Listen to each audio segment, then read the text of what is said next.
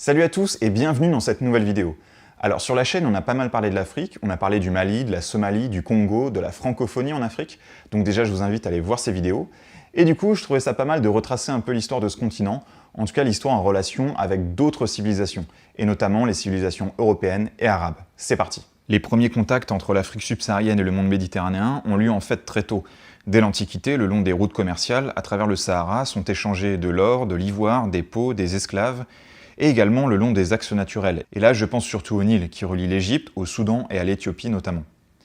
Assez rapidement, des routes commerciales maritimes sont aussi établies entre l'Afrique de l'Est et les mondes arabes et perses pré-islamiques, voire indiens. Et en fait, les Arabes et Nord-Africains vont véritablement être les premiers à établir des relations fortes avec l'Afrique subsaharienne. Dès la fin du 1er millénaire après Jésus-Christ, on constate une islamisation, conséquence du commerce entre les peuples, dans les empires du Ghana, de Gao et plus tard dans l'empire du Mali. Et bien sûr sur les côtes d'Afrique de l'Est, de la Somalie au Mozambique, dont le métissage entre Arabes et Africains donnera naissance à la culture Swahili. Et ce processus perdurera jusqu'au 19e siècle. En Afrique de l'Ouest, on a de grandes cités commerciales, dont la plus emblématique est Tombouctou. Ce sont souvent des oasis, plus ou moins indépendants, qui font le relais entre les royaumes arabo-berbères d'Afrique du Nord et ceux d'Afrique subsaharienne. Les produits échangés sont les mêmes que durant l'Antiquité, ivoire, esclaves et or notamment, dont l'Afrique de l'Ouest est une grande exportatrice. Pour la petite anecdote, au XIVe siècle, les mines d'or de l'Empire du Mali produisent tellement que, selon certains auteurs maghrébins, lorsque l'empereur Mansa Moussa effectue son pèlerinage à la Mecque, il se permet de distribuer de la poudre d'or partout où il passe durant son voyage. Et ça a eu pour conséquence une dévaluation de l'or dans tout le bassin méditerranéen. C'est pour vous dire à quel point les mines d'or de l'Empire étaient productives. Donc jusqu'au XVe siècle, la situation semble bouger assez peu avec un monopole arabe du commerce africain. Mais la donne change lorsque les Portugais décident de s'en mêler. En fait, au XVe siècle, toutes les routes commerciales vers les Indes sont contrôlées par différents royaumes musulmans, berbères, arabes ou turco-mongols. Et les Portugais aimeraient bien se passer de ces intermédiaires et commercer directement avec l'Inde, la Chine et le reste de l'Asie. Donc ils décident d'essayer de contourner l'Afrique par le sud. Ça n'avait jamais été fait avant et pour ça ils adaptent leurs navires, la caravelle, bateau méditerranéen, pour qu'ils puissent résister à la houle de l'océan. Dès 1446, ils arrivent en Guinée, puis créent un comptoir au Cap-Vert en 1466 qui va devenir un poste avancé pour la traite d'esclaves. Ils construisent des forts en Côte de l'Or dans les années 1480, décennie durant laquelle ils atteignent l'embouchure du fleuve Congo. Et enfin, en 1488, ils parviennent à passer le cap de Bonne-Espérance. 10 ans plus tard, Vasco de Gama atteint Mombasa, où il rencontre d'ailleurs des commerçants chinois. Il atteint ensuite Malindi, puis se dirige vers les Indes. Leur objectif est alors atteint, ils viennent de créer une nouvelle route commerciale pour l'Asie, avec en plus un réseau de comptoirs sur les côtes africaines. Après cela, le XVIe siècle sera l'objet de fortes rivalités entre Portugais et Ottomans dans l'océan Indien, et les Portugais vont rester maîtres des comptoirs africains. Mais dès le XVIIe siècle, une nouvelle concurrence arrive puisque les autres puissances européennes entendent bien également profiter de cette nouvelle route maritime, ainsi que des richesses africaines. Des compagnies maritimes commerciales sont créées, comme la Compagnie des Indes orientales néerlandaises, qui conquiert certains comptoirs portugais sur la côte ouest. Et dans les années 1620, les Français, Anglais et Danois créeront le même type de compagnie maritime. Cette nouvelle concurrence chamboule le système de comptoirs de la côte ouest. Les Français prennent possession de la Sénégambie en 1626, les Néerlandais prennent le contrôle de l'important comptoir Elmina en 1637, puis fondent Cape Town en 1652, comptoir qui devait servir d'escale à mi-chemin des Indes et qui deviendra finalement une colonie de peuplement.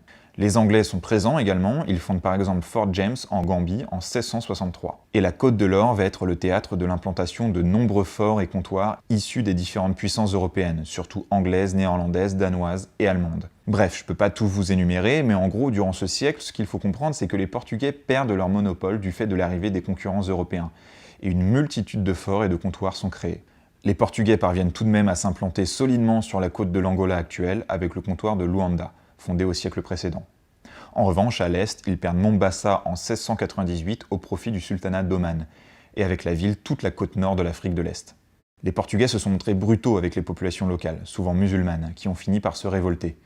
Et sous l'égide des Omanais, musulmans également, cette région va reprospérer, car elle sera à nouveau en mesure de commercer avec les autres puissances de l'océan Indien, Ottoman, Empire moghol ou Gujarat en Inde. Du côté des Français, ils fondent également un certain nombre de comptoirs et se déclarent notamment maîtres de Madagascar en 1665.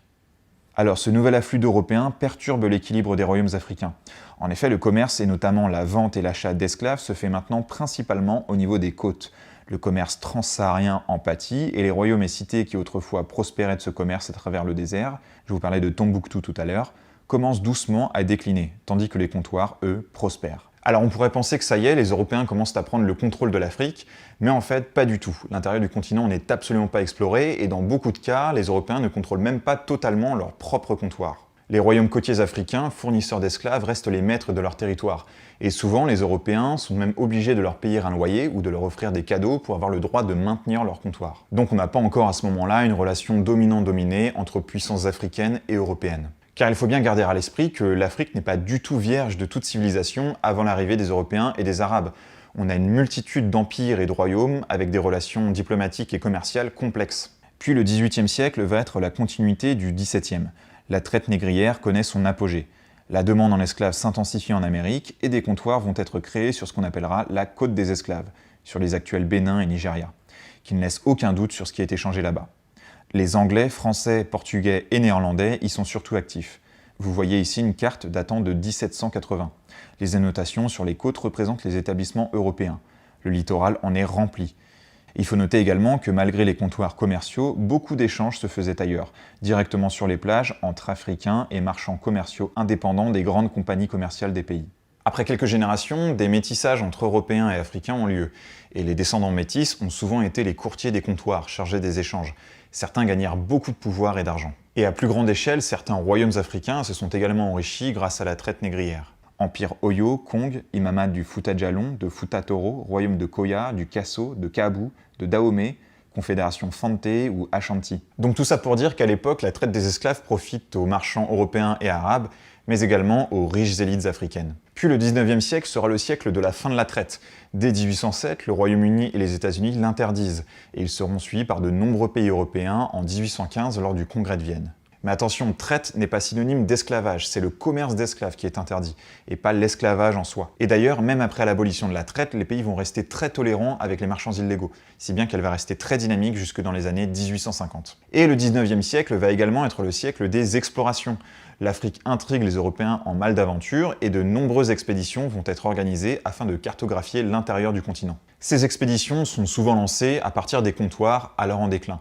Je vous en liste quelques-unes. On note celle de l'Italien Pierre Savorgnan de Brazza, entre 1875 et 1878 pour le compte de la France. Il donnera son nom à la ville de Brazzaville, en République du Congo.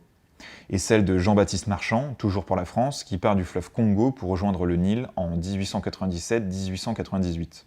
Côté britannique, on a les nombreuses expéditions de David Livingstone, qui va explorer la région des Grands Lacs et une bonne partie du sud du continent pendant plus de 30 ans, entre 1840 et 1873. Et également celle de Henry Morton Stanley, qui fut envoyé en 1869 retrouver Livingstone, porté disparu à ce moment-là. Il se rencontre en 1871 près du lac Tanganyika. Puis jusqu'en 1877, il va poursuivre ses expéditions et descendra tout le fleuve Congo au cœur de la forêt tropicale. En Afrique de l'Ouest, on a l'expédition de Mungo Park qui va explorer le fleuve Niger. Et les Allemands, quant à eux, vont se concentrer plutôt sur les régions sahariennes et sahéliennes avec de nombreuses expéditions. Exception faite de l'explorateur Hermann von Wissmann qui traversera le continent d'ouest en est, de Luanda à Zanzibar entre 1880 et 1883. C'est la course aux explorations, et on sent que les Européens ont une volonté de colonisation sous le prétexte d'une mission civilisatrice de l'Occident. En réalité, les puissances européennes font preuve d'un impérialisme exacerbé, et cette course à la colonisation n'est que le reflet des tensions qui existent entre ces nations plus au nord, en Europe. Nous sommes en pleine révolution industrielle, et l'Afrique regorge de matières premières, or, diamants, cuivre, coton, caoutchouc, thé, étain, et ces ressources économiques sont d'autant plus importantes qu'entre 1873 et 1896 a lieu une crise économique durant laquelle les puissances européennes subissent un ralentissement, voire une stagnation de leur économie. Et c'est alors que pour réguler un peu tout ça, et surtout éviter une guerre entre puissances, la conférence de Berlin est organisée. Alors vous voyez ici tous les participants à la conférence. Elle va durer du 15 novembre 1884 au 26 février 1885 et aboutira au partage de l'Afrique entre les signataires. Vous voyez le découpage sur la carte. Alors c'est un découpage tel qu'il était en 1914, car entre ce moment et la conférence de Berlin, des redécoupages ont eu lieu du fait de tensions entre États européens. Donc là, très clairement, on voit que la France et le Royaume-Uni s'en sortent plutôt très bien, suivis du Portugal et de l'Allemagne et de la Belgique. En réalité, le Congo belge va surtout être une possession personnelle du roi Léopold II et va d'ailleurs être le théâtre de pas mal d'horreurs durant la période coloniale. Et finalement, lorsque l'on voit le partage, on se rend compte que de nombreuses frontières établies à l'époque sont toujours d'actualité aujourd'hui. Le changement principal aura lieu après la Première Guerre mondiale, quand les colonies allemandes seront partagées. Le sud-ouest africain reviendra à l'Union d'Afrique du Sud, qui depuis 1910 était devenue dominion de la couronne britannique. Le Cameroun reviendra à la France, la Tanzanie au Royaume-Uni et le Rwanda-Burundi à la Belgique. L'Éthiopie, seul État africain noir indépendant avec le Libéria, sera envahi de 1936 à 1941 par l'Italie de Mussolini. Donc la période coloniale va s'étendre sur plus ou moins 70 ans, puisque la décolonisation aura lieu principalement après la Seconde Guerre mondiale, dès les années 1950. En 1960 a lieu une grosse vague d'indépendance. Grosso modo, toutes les colonies françaises, à part l'Algérie, les Comores et Djibouti, sont concernées. Puis les Somalies britanniques et italiennes, et le Nigeria. Ensuite, tout au long des années 60, ce sont surtout les colonies britanniques qui obtiennent leur indépendance, et les dernières, dont les portugaises, l'obtiennent dans les années 70, puis en 1980 pour le Zimbabwe et 1990 pour la Namibie, qui l'obtient de l'Afrique du Sud. Alors je m'étale volontairement pas sur ce qui a pu se passer durant la colonisation, car j'estime que c'est un sujet qui mériterait une vidéo dédiée étant donné sa complexité, mais ce qu'on peut dire déjà rapidement, c'est que ça a détruit les structures politiques précoloniales qui étaient déjà en place, c'est-à-dire tout un tas de petits royaumes africains, ceux auxquels les Européens payaient des loyers pour maintenir leur comptoir. Ensuite, les populations locales étaient évidemment victimes de ségrégation, de travail forcé, du non-respect des droits de l'homme, et par exemple dans les colonies françaises existait ce qu'on appelle le Code de l'indigénat, c'est-à-dire une législation spéciale pour les indigènes, avec bien sûr moins de droits que les citoyens français, et avec l'impossibilité de se défendre face aux sanctions appliquées. Ensuite, je l'évoquais tout à l'heure, le Congo belge a été le théâtre de pas mal d'horreurs, avec des milliers de morts notamment dans la construction de chemins de fer et des amputations à tout va. Il y a également eu la participation des colonies aux efforts de guerre durant les deux conflits mondiaux, donc deux conflits qui a priori ne concernaient pas les populations africaines, mais auxquels elles ont été obligées de participer. La colonisation a également eu pour effet de créer de nouvelles inégalités entre Africains. Alors attention, ça ne veut pas dire qu'il n'y en avait pas avant, on a vu que l'esclavage était une pratique largement répandue, et même encore aujourd'hui à certains endroits, mais à partir du XXe siècle, une nouvelle élite africaine commence à voir le jour, et notamment une élite parlant la langue du colonisateur et ayant donc accès à de plus hautes fonctions administratives. Et d'ailleurs, après la décolonisation, c'est surtout cette élite qui va parvenir au pouvoir. Alors après, il y a la question des bienfaits de la colonisation, et c'est le sujet le plus sensible. Dans ce que j'ai pu lire, c'est souvent le domaine de la santé qui est cité, et notamment la baisse de la mortalité infantile. Alors je n'ai pas de chiffres à donner, donc je ne sais pas dans quelle mesure elle a pu baisser ni où exactement, et quoi qu'il en soit, encore aujourd'hui, sur les 50 pays où la mortalité infantile est la plus élevée, 41 sont africains. Donc j'ai pas envie de répondre à cette question, je la laisse en suspens parce que j'ai pas assez approfondi le sujet, et pour ceux qui voudraient en débattre dans les commentaires, s'il vous plaît, faites-le calmement et respectueusement. Voilà, c'est tout pour aujourd'hui, merci à vous qui avez regardé cette vidéo jusqu'au bout. Comme d'habitude, vous savez où trouver le pouce en l'air, et si vous n'êtes pas abonné, c'est le moment de le faire, et d'activer aussi la cloche des notifs pour être prévenu quand je sors une nouvelle vidéo. Voilà, d'ici là, je vous dis à la prochaine pour une nouvelle vidéo. Salut!